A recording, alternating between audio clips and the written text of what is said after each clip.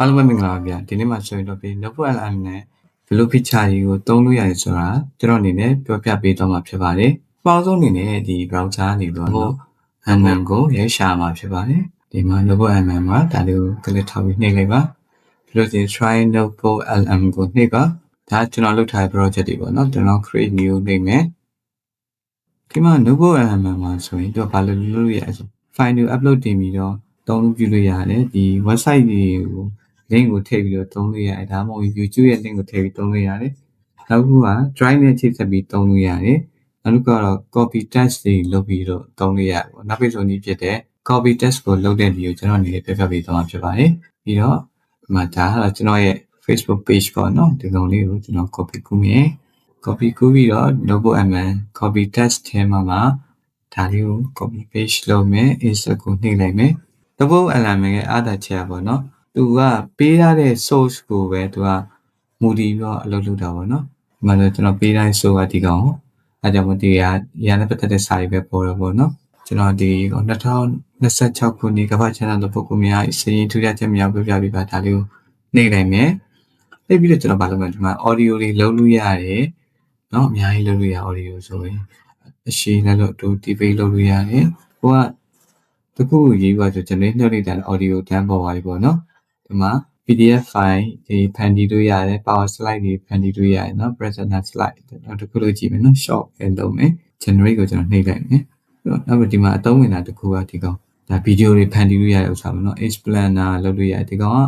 16 9 site ပေါ့เนาะဒီကောင်ကတော့16 site ဖြစ်မယ်ဗျာ short ဒီကောင်ကအတစ်ပေါ့เนาะဒီကောင်တစ်ချက်စမ်းကြည့်အောင်ပေါ့เนาะအတစ်ဆိုတော့လေဒီကောင်10မိနစ်လောက်ထိရရပေါ့เนาะFacebook Reel တို့ YouTube Short တို့မှာသုံးဝင်နေပေါ့เนาะဒါလေးတစ်ချက်နေမယ်ပြီးလို့ရှိရင်ကျွန်တော် generate ကိုနှိပ်လိုက်မယ်ပြီးတော့ကျွန်တော်ဘာလို့လဲ mind map လည်းဆွဲလို့ရတယ်ပေါ့เนาะ mind map ကတော့ကျွန်တော်ပေးထားတဲ့စာနဲ့တိတ်မတက်ဆိုင်ဘူးဆိုတော့ကျွန်တော်မလုပ်တော့ဘူးเนาะ mind map ကတော့ကျွန်တော်တို့စာတွေပါတင်လို့ရှိရင်သုံးဝင်နေပေါ့เนาะပြီးလို့ရှိရင် report တစ်ခုထုတ်ကြည့်မယ်ပေါ့เนาะ blog report လုပ်ကြည့်မယ်ဒီမှာ flash cache လည်းလုပ်ရဒါစာတင်လို့ရှိရင်သုံးဝင်နေဗျဒီမှာ quiz တွေဖြေလို့ရတယ်ပေါ့เนาะဒီမှာဘာလို့မှ easy လားဟို quiz ကိုအခက်မီးမှာလားအလွယ်မီးမှာလားအဲ့လိုတွေလုပ်လို့ရတယ်ပြီးတော့ infographic ဒီကောင်ပေါ့เนาะ infographic ဆိုဒီကောင်ဒီမှာဆိုရင် infographic မှာဆိုအများကြီးသုံးလို့ရတယ် infographic ကဒီကျွန်တော်ဒီ business တွေဒါမှမဟုတ်ကျောင်းနဲ့ပတ်သက်တဲ့ presentation တွေမှာကျွန်တော်သုံးဝင်နေပေါ့เนาะကျွန်တော်ဒီကောင်လေးရေးပြီးတော့ကျွန်တော် generate နှိပ်ကြည့်မယ်ပေါ့เนาะဒီမှာ data table လည်းစောက်လို့ရတယ်ကျွန်တော် data table တခုစောက်ကြည့်မယ်ဒါ business အတွက်အသုံးဝင်နေပေါ့เนาะသူကဗီဒီယိုဖန်တီးမဲ့ဆိုရင်တော့မိနစ်20ကျော်လောက်စောက်ရတယ်ပေါ့เนาะကျန်တဲ့ဥစ္စာတွေအဲ့လောက်မကြာဘူးမြန်မာနိုင်ငံနေ Notebook LM ကိုအသုံးပြုမယ်ဆိုရင်တော့ VPN ခံပေးရမှာဖြစ်ပါတယ်ဒီမှာဆိုရင်ဒါဆိုရင် data table စောက်ထားပါเนาะ data table စောက်ထားတာကိုကကြိုက်လို့ဒီကောင်အသုံးပြုမယ်ဆိုရင်ဒီနားမှာအဆက်30ရှိပါဒီကောင်နှိပ်လို့ရတယ်ဒီမှာထုတ်ဒီမှာ export to sheet ကိုနှိပ်လိုက်ရပြီပေါ့เนาะဒါ sheet နဲ့ထွက်လာမယ်ပေါ့เนาะဒီမှာကြည့် Google Sheet အနေနဲ့ထွက်လာတယ်ပေါ့เนาะဟိုက download လုပ်ချင် file ထဲဝင်ဒီမှာ download နှိပ်လို့ရတယ် Excel နဲ့လုပ်မှာလား PDF file နဲ့လုပ်မှာ ODS နဲ့လုပ်မှာလား web page နဲ့လုပ်မှာကြိုက်လို့လုပ်လို့ရတယ်ပေါ့เนาะဒီမှာ blog post ရပြီပေါ့เนาะဒါတော့စာရေးရပါတော့เนาะကျွန်တော် blog post ဆိုတာဒီ Facebook တွေမှာ post တွေမှာတင်လို့ရှိရင်သုံးလို့ရတယ်ပေါ့เนาะကိုကြိုက်လို့ရှိရင်ဒီမှာ copy ခူးလိုက်ရတယ်ဒါမှမဟုတ်လည်းမှာ document file ထုတ်လို့ရ Excel sheet နဲ့ထုတ်လို့ရတယ်မကိုကြိုက်တယ်လို့အသုံးပြုလို့ရတယ်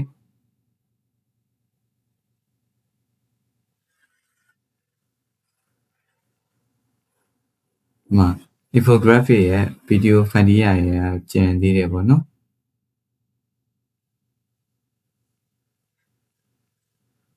ခဏတော့စောင့်အောင်မယ်ဗီဒီယိုဖန်တီးရအောင်ဒီမှာလေကျွန်တော်ဗီဒီယိုဖန်တီးတဲ့ limit ထိသွားတယ်ဒီမှာသုံးလို့မရအောင်ဖြစ်နေကျွန်တော်နောက်တဲ့ account တစ်ခုနဲ့ဖန်တီးပြပါမယ်ဒါနောက်တဲ့ account တစ်ခုဖွင့်ထားမှာเนาะ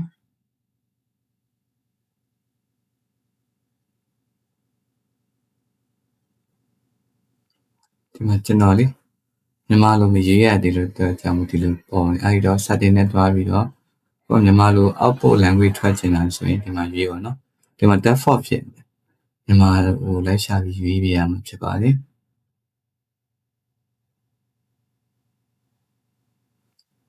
ဒီမှာမြန်မာတွေ့ရနော်ဒီကောင် save လုပ်မယ်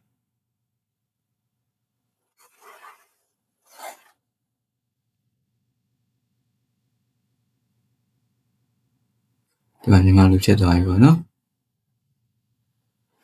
ဒီကောင်လေးနှိမ့်မယ်ပြီးလို့ရှိရင်ကျွန်တော်ဗီဒီယိုလေးဖန်တီးကြည့်မယ်ပေါ့နော်ဒီမှာ explainer ရှိတယ် short ရှိတယ်ကျွန်တော်ဒီ short ကအစ်စ်ပေါ့နော်10 minute လောက်ပဲရတယ်ကျွန်တော်တစ်ချက်ဖန်တီးကြည့်မယ် topic နည်းနည်းကိုနှိမ့်မယ်ပြီးလို့ရှိရင် generate နှိမ့်မယ်ပေါ့နော်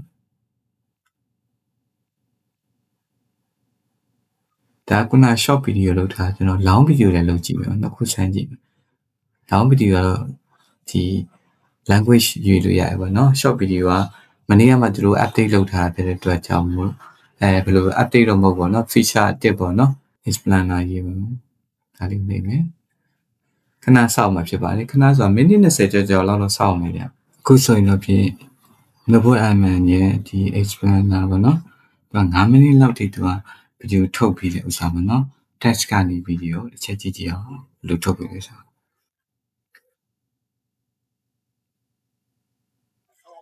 အကြီးကျယ်တင်နိုင်ခဲ့တယ်လို့အရင်ကမကြုံဘူးလောက်များပြားလာတဲ့ကြွယ်ဝချမ်းသာမှုတွေကိုမျက်မြင်တွေ့ရှိခဲ့ရလို့ပါပဲဒီတော့ဒီကနေ့ရှင်းလင်းတင်ပြချက်လေးမှာနောက်ဆုံးရချတဲ့အချက်လက်တွေကိုအခြေခံပြီးပြောင်းလဲသွားတဲ့ကမ္ဘာစီးပွားရေးအခင်းအကျင်းတဲ့အကြောင်းအတူလေ့လာကြည့်လိုက်ကြရအောင်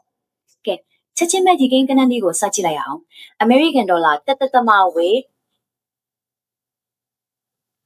ဒီနေရာမှာတကယ့်ကို infographic function နဲ့တွားရပါတော့ပြောပြချင်ပါတယ်ပြီးခဲ့တဲ့လကညီလူညာ stock ဈေးကွက်ကြီးတစ်ခုလုံးပြိုလဲနေတဲ့အစွန်းလုံးအခြေအနေကြီးထဲမှာတော့ကမ္ဘာထိပ်တန်းဆယ်ဦးတွေကနက်ဦးတွေကပဲပိုင်ဆိုင်မှုဆက်ပြီးတိုးလာခဲ့တာပါဒါကတော့ Noble Element ရဲ့